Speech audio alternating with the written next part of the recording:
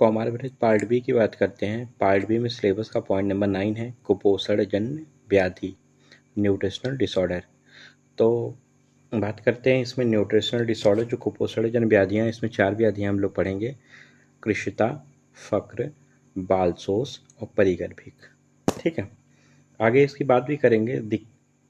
तो देखिए, पहले आप ये जानिए कुपोषणजन्य व्याधि मतलब माल न्यूट्रिशन। ठीक है, तो देखो, प्राणी मात्र के जीवन के लिए प्रारंभ मतलब उसके गर्भधान से लेकर जीवन प्रयत्न तक क्या इम्पोर्टेंट होता है, तो उसके लिए आहार का एक महत्वपूर्ण स्थान है। मतलब हर इंसान को सरवाइव करने के लिए गर्भ से लेकर जब तक उसको मृत्यु ना हो जाए तब तक क्या उसके लिए इम्पोर्टेंट है, आहार है। भोजन के द्वारा ही जीवन के महत्वपूर्ण कार्य संपादित होते हैं। मतलब लाइफ में जो भी चलता है वो सब भोजन के आधार पर ही चलता है। जैसे कि मान सकते हैं आप, शारीरिक कार्यों के हेतु ऊर्जा, जो शरीर को चलाने के लिए जो ऊर्जा की आवश्यकता होती है, ग्लूकोज से एटीपी चला बना तो ग्लूकोज हुआ, एटीपी हुआ। ठीक है, शरीर की चय अपचय प्रक्रियाएं हेतु जो मेटाबॉलिज्म शरीर में चलती है, मेटाबॉलिक रिएक्शन चलती हैं, वो सारी शरीर की वृद्धि एवं विकास, जो शरीर का डेवलपमेंट होता है, ग्रोथ होता है, वो सारी चीज़ें। और शरीर में प्रत्येक क्षण क्षण हो रहे क्षरण मतलब जो टूटता रहता है या लॉस होता रहता है, वो पुनः निर्माण हो रहता है। जैसे एग्जाम्पल आरबीसी मान सकते हैं, 120 दिन की लाइफ स्पेन होती है ना, टूटती रहती है, बनती रहती है, तो इसमें ये समझ सकते हैं। तो अब इतना समझ गए कुपोषण जो जन्य व्याधियाँ हैं, मेन अगर कोई कुपोषित होता है तो उसका क्या रीजन होगा, तो आहार होगा, क्योंकि प्राणी मात्र के लिए सबसे इंपॉर्टेंट फैक्टर क्या है, आहार है। और आहार से ही ये 4 चीज़ें आपको ध्यान में रखनी है जो हमारे शरीर में चलती हैं। अब देखिए, संतुलित भोजन शरीर के लिए अत्यंत महत्वपूर्ण है। अगर भोजन संतुलित है तो बहुत अच्छा है, शरीर के लिए बहुत महत्वपूर्ण है। और भोजन व्यवस्था में यदि किसी प्रकार की कोई अनियमितता आ जाए तो अनेक प्रकार को वो जन्म देगी। ठीक है, अगर भोजन अनियमित रूप से आ रहा है लाइफ में तो वो अनेक प्रकार के रोग होने की संभावना रहती है। जैसे आयुर्वेद के मनीषियों ने 6 शब्द के द्वारा व्याधियों अथवा उपद्रव या लक्षणों को परिभाषित किया है। मतलब 6 से ही उन्होंने व्याधियों को, उपद्रवों को, लक्षणों को परिभाषित किया है। जैसे 6 में अनुलोम क्षय और प्रतिलोम क्षय दोनों आते हैं। ठीक है, अनुलोम क्षय और प्रतिलोम क्षय दोनों आते हैं। और यहाँ बात हम लोग करेंगे कि जैसे कुपोषण की बात करते हैं, यहाँ पोषण की बात करें तो पोषण प्रक्रिया में अगर कोई व्यवधान उत्पन्न होता है तो उसे प्रायः अनुलोम क्षय उत्पन्न करता है। कौन सा क्षय उत्पन्न करता है, ये आप ध्यान रखिएगा। व्यवधान, अगर पोषण की प्रक्रिया में अगर व्यवधान उत्पन्न होगा तभी कुपोषित होगा इंसान। तो वहाँ पे कौन सा क्षय काम करेगा, अनुलोम क्षय काम करेगा। आचार्य चरक ने सूत्र स्थान 17 में 18 प्रकार के क्षय का वर्णन किया है, जिसमें 7 प्रकार का धातुओं का क्षय होता है। ठीक है, वो सारी चीज़ें होती है। देखो, क्षय के सामान्य कारण की विवेचना निम्नवत की गई है। वो कारण क्या होते हैं, तो देखिए, जैसे क्षय में निम्नलिखित कारण होते हैं, जैसे अति व्यायाम, लिमिट से ज़्यादा एक्सरसाइज करना, अनशन, ठीक है, चिंता बहुत ज़्यादा करना, अति रुक्ष भोजन करना या कम भोजन करना मात्रा से, परिमित भोजन करना, तीव्र हवा या धूप का सेवन करना, भय, ठीक है, और देख सकते हैं शोक हुआ, रुक्ष हुआ, मदिरापान हुआ, रात्रि जागरण हुआ, कफ, रक्त, शुक्र एवं मलों का अतिवर्तन। अतिवर्तन मतलब अधिक निकलना। ठीक है, काल मतलब बाल्यावस्था से युवावस्था, युवा से वृद्धा की ओर बढ़ रहा है, अच्छा ही तो हो रहा है। और भूतो उपघात मतलब कोई एक्सटर्नल फीचर, जो भूत विद्या हम लोग पढ़ते हैं ना आयुर्वेद के 8 अंग में, वो ये सारी चीज़ें क्षय में होती हैं कारण। अब देखो, उपरोक्त जो कारण बताए गए हैं वो सामान्य रूप से सभी के लिए कहे गए हैं, किसी एक स्पेसिफिक के लिए नहीं कहे गए हैं। परंतु अगर विचार करने पर कुछ कारण तारांकित हैं तो बाल्यकाल में विशेष रूप से प्रभावी हैं, जो कुपोषण जनित लक्षणों एवं उपद्रव एवं व्याधि को उत्पन्न करते हैं। जैसे कि आयुर्वेद संहिताओं की बात की जाए तो हाँ, बाल्यकाल में होने वाली जो कुपोषण जनित व्याधियाँ होती हैं वो 4 अवस्थाएं होती हैं। ठीक है, 4 अवस्थाओं का विवेचन किया गया है। उसमें कृशिता होता है, फक्र रोग होता है, परिगर्भिक होता है, बाल शोक होता है। कृशिता को ही कार्स बोलते हैं। फक्र रोग में आप देखेंगे श्लेष्मिक होता है, गर्भज होता है, व्याधिज होता है। ये उसके टाइप्स होते हैं, ये श्लेष्मिक, गर्भज और व्याधिज। ये बहुत ही इंपॉर्टेंट है। और इसको किसने दिया है, तो काश्यप ने दिया है। परिगर्भिक और बाल शोष को वाग्भट ने दिया है, कृशिता को चरक ने। तो ये बातें आपको क्लियर हो गई। अब देखिए, कृशिता की बात करते हैं। अब हम लोगों का कुपोषण जन्य का जो इंट्रो था वो कंप्लीट हो गया। अब हम लोग फर्स्ट पढ़ेंगे, ठीक है। 4 ही हम लोगों को देखिए पढ़ना है। कृष्णता, फक्र रोग, यहाँ देख सकते हैं ना आप, कृष्णता पढ़ना है, फक्र रोग पढ़ना है, परिगर्भिक पढ़ना है, बाल शोष पढ़ना है। तो मैंने इंट्रो बात कर लिया और कृष्णता की इसमें बात करेंगे। फक्र रोग बड़ा सा है, उसके लिए इंपॉर्टेंट है, वो अलग से बात करेंगे। और परिगर्भिक और बाल शोष एक में बात करेंगे, ठीक है। तो कृष्णता की बात करते हैं। तो देखिए कृष्णता नाम से ही पता चल रहा है।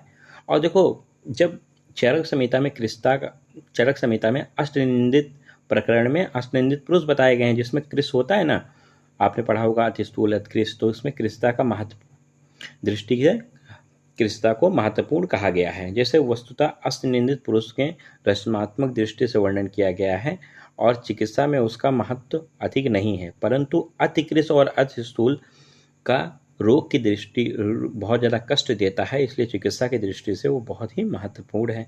जैसे ये श्लोक आप अगर याद कर पाएँ तो याद कर लें, वरना इसकी हिंदी तो अभी आपको पता ही चल जाएगी। तो अगर आपको याद हो पाए तो याद कीजिए। शुष्क स्फिक उदरो ग्रीवा धमनी जाल संतता त्वक स्थिर शेष उत्कृष स्थूल पर्व नरोमता। ठीक है। तो देखो शुष्क हो जाता है, सूख जाता है, क्या है, स्फिक, ठीक है, उदर और ग्रीवा। देखो उत्कृष्ट मनुष्य में, नारी में, नर में देखो नितंब, ठीक है, स्फिक, उदर और ग्रीवा क्या होता है, सूख जाता है, ठीक है। धमनी जाल संतता मतलब शरीर में धमनियों का जाल दृष्टिगोचर होने लगता है, ठीक है।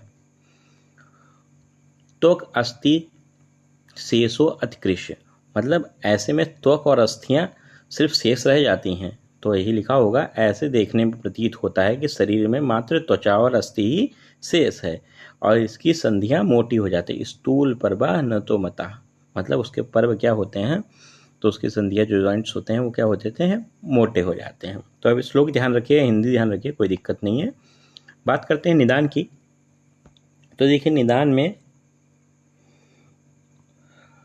रुक्ष अन्नपान का सेवन कर रहा है, उपवास कर रहा है, या मात्रा से बहुत कम भोजन ले रहा है, नपा-तुला भोजन कर रहा है, या किसी भी शारीरिक मानसिक कार्यों में का अधिक कर रहा है, शोक कर रहा है, वेग को धारण कर रहा है, या शरीर का रुक्ष रहना, अधिक उत्वर्तन, रुक्ष वर्तन का यूज़ कर रहा है, स्नान कर रहा है, वातिक रोगों की प्रकृति उसकी है, वृद्ध है और वो बहुत दिनों तक रोगी रहता है और क्रोध करता है, तो ये सभी कृष्णता पैदा करने के कारण होते हैं, ये निदान होते हैं। तो इसमें जो चार आपको याद रह जाएं, जैसे इजली जो याद रह जाएं ये वाले, जैसे आप ये याद कर लें, रुक्ष अन्नपान का सेवन करता है, उपवास करता है, मात्रा में अल्प भोजन करता है, नपा-तुला भोजन करता है, शारीरिक और मानसिक कार्यों को अधिक करता है, शोक करता है, वेग धारण करता है, बस इतने बहुत हैं जो भी आपको याद हो जाए। अब देखिए चिकित्सा सिद्धांत की बात करें इसके, तो देखिए चिकित्सा सिद्धांत में सबसे पहले आप किसी भी रोग का चिकित्सा सिद्धांत यही होता है, उसका निदान परिवर्जन। क्या होता है, निदान परिवर्जन। तो इसमें निदान परिवर्जन करवा दीजिए, ठीक है, निदान परिवर्जन करा दीजिए। अब देखो कृष है, कमजोर है, तो इसको मोटा करेंगे, तो इसने ब्रहण चिकित्सा करवा दीजिए। और देखो ये बच्चा है तो किसका दुग्ध पी रहा होगा, माता का, इसलिए स्तनपायी शिशु अगर है तो माता का ब्रहण आहार दे दें, ठीक है। रोगी की उचित चिकित्सा करें और पथ्य आदि का ध्यान रखें जिससे वो जल्दी से जल्दी रिकवर हो जाए, और शिशु को पौष्टिक आहार देना चाहिए जिससे कृष्णता उसकी दूर हो, उसको पौष्टिक आहार देना है। तो ये सारे पांचों पॉइंट आपको ध्यान रहेंगे। अब देखो कुछ जैसे कि यहाँ ब्रहण चिकित्सा करनी है, कुछ ब्रहण द्रव्य जान लीजिए। तो उससे पहले आप ये जानिए ब्रहण द्रव्य के गुण क्या होते हैं। तो देखिए गुरु हो, शीत हो, मधुर हो, मृदु हो, स्निग्ध हो, बहल हो, स्थूल हो, पिच्छिल हो, मंद हो, स्थिर और संरक्षण होते हैं। ये ब्रहण द्रव्य के गुण होते हैं, जो ब्रहण औषधियाँ जो यूज़ करनी है, ब्रहण तब यूज़ करने हैं। तो ये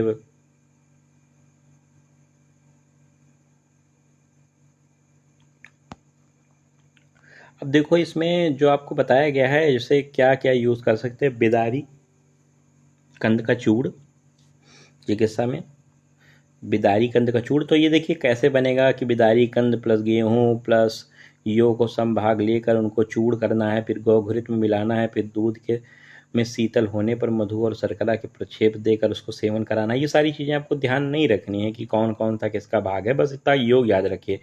बिदारी आदि चूर्ण, अश्वगंधादि घृत, स्वर्ण योग,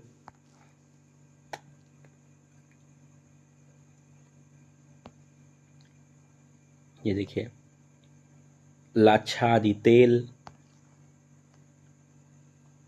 उडबत, उबटन आदि। और लेहन अध्याय जो है वहाँ पे लेहों का प्रयोग, तो वाले लेह भी यहाँ यूज हो सकते हैं। तो ये जो 6 योग हैं बस इतना याद रखिए।